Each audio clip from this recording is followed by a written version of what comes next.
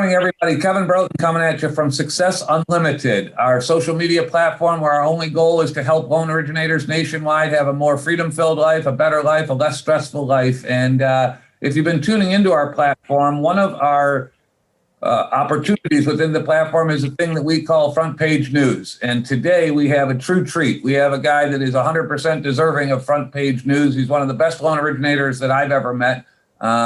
I've been very, very fortunate to have worked with this guy for about 5 or 6 years now, and he's just simply one of the best. He knows exactly what he's doing, and he creates experiences for borrowers on a daily basis. And he's a wonderful guy. He's got great ethics. He's got great business savvy, and it's a pleasure to have him on. So without any further ado, I'm going to introduce my friend from Salem, Indiana, Nathan Soliday. Nathan, how are you? I'm good, Kevin. How are you?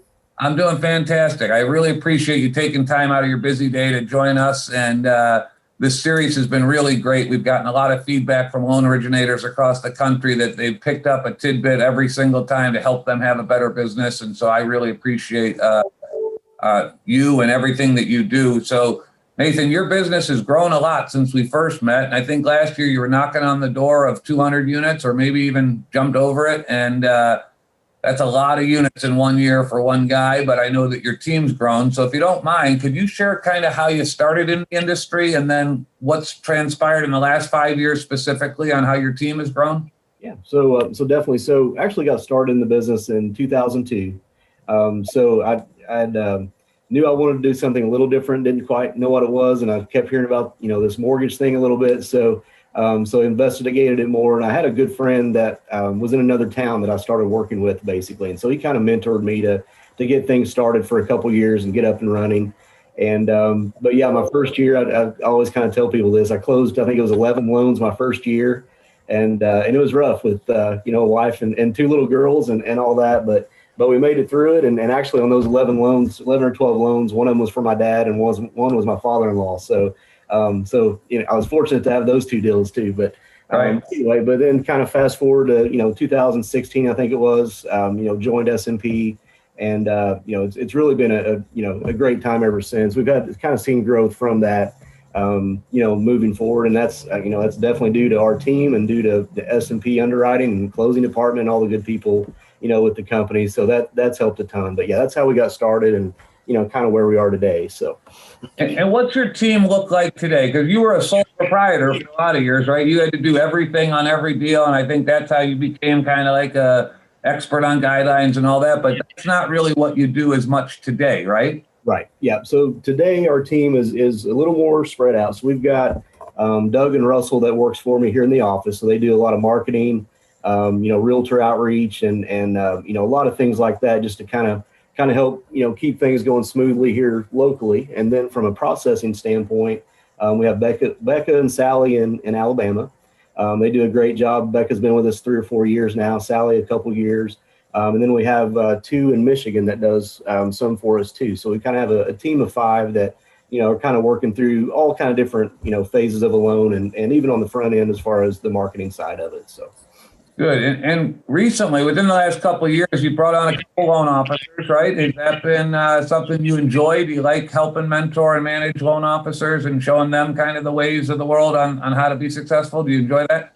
Yeah, definitely. The loan officers that we have are pretty well our team are they're not full time, so they have other jobs. One's a real estate agent, one has another position, but they've really kind of jumped into the business and learned guidelines and learned the basics of what they need to do to kind of make files go, run successful. And then once they get the deal in, then our team runs with it from there. So Becca and Sally jump on those. So one of the things that's always impressed me about you is, you've always had this kind of quiet approach towards sales, where, we've all seen the guy that's the, life of the party type guy. And then you're not that boisterous and all that, but you've created an unbelievable reputation within your community. You've become the go-to community lender in your town. How did you do that? Could you share a couple tidbits on what you've done to really solidify that? Because you have built a name for yourself in your community.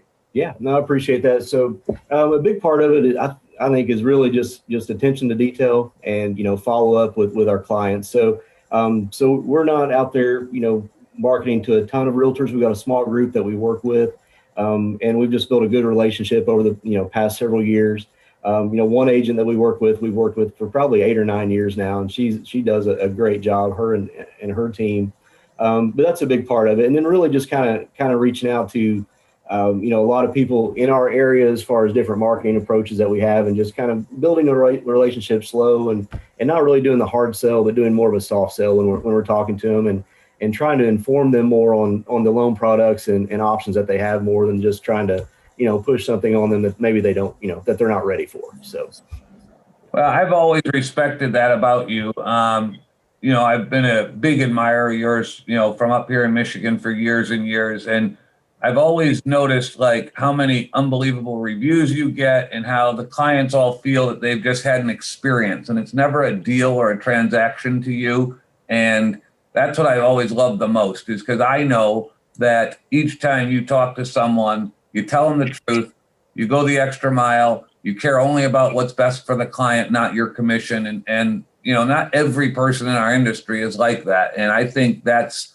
a true key. So the two things I just heard is creating the experience versus a deal or a transaction, and the non-pushy sales attraction process, where you're trying to get people that are good in your town who can refer you good deals, but you're not out there selling them. You're showing them through your efforts and through the results that you're the go-to guy. And that's the best way to build a business, because then it's word of mouth, and then it's, you're not spending all this money on the internet and on, a bunch of stuff that doesn't really produce results anyway, but you don't have to, because you've built a real organic business from doing it right.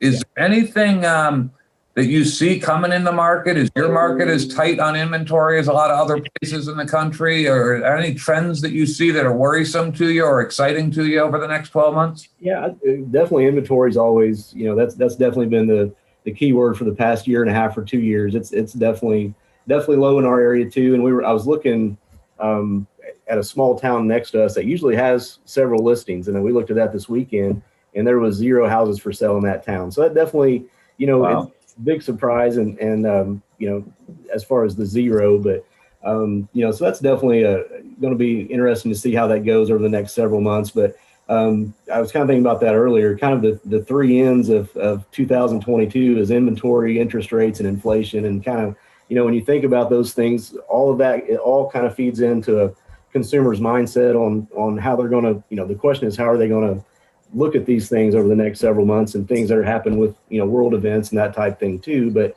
when all that kind of plays together and interest rates going up a little, there may be a little sticker shock along the way for clients. So I think it's just going to depend on how all of that kind of plays out over the next few months. But still, with inventory low, and there are still a lot of people looking to buy in our area, it's just a matter of catching up with the right house at the right time for them. So.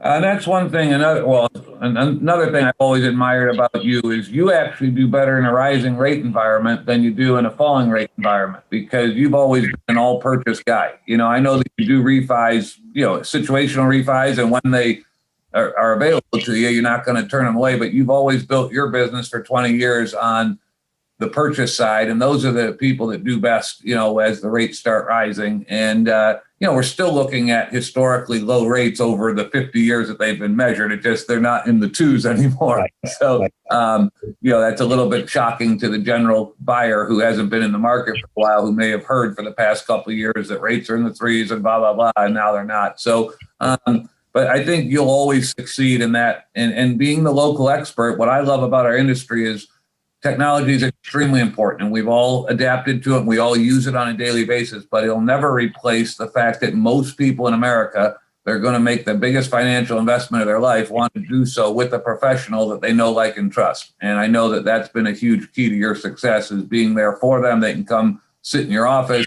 and they can get all their questions answered face to face. And that's a big deal, right? You still see that as a big deal in your community?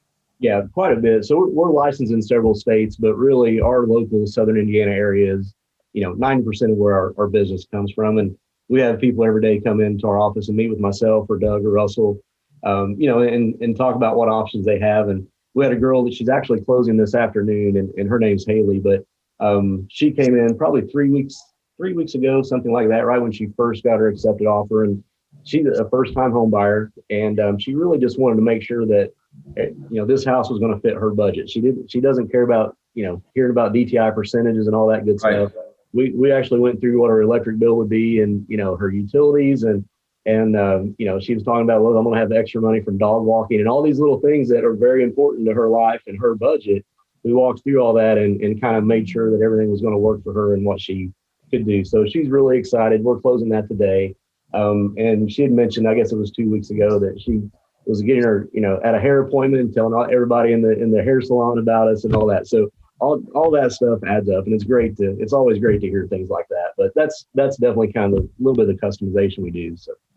Well, you're impacting lives, not only those that work directly for you, but more equally importantly, those who borrow money from you. And when you do it right and you do it the way you do it, and you actually care whether that person is in the right mortgage for them, not just a mortgage and not just a house, that really sets you apart, because unfortunately in today's day and age, that's not the norm anymore. And it should be, but I think we've all seen examples where it's not. And I think that's a huge advantage to working with you. So they're going to yell at me if I don't hang this up soon, because we're brushing up against their time limit. But I just wanted to thank you for taking a few minutes out of your day. I hope everybody that's tuned in picked up 1 or 2 tips. I know I did. This guy is a great guy, and this guy does it right. And it's a great example of the good guy wins, because he is truly a wonderful human being, and he takes care of people, and he does it the right way without any fanfare needed or any,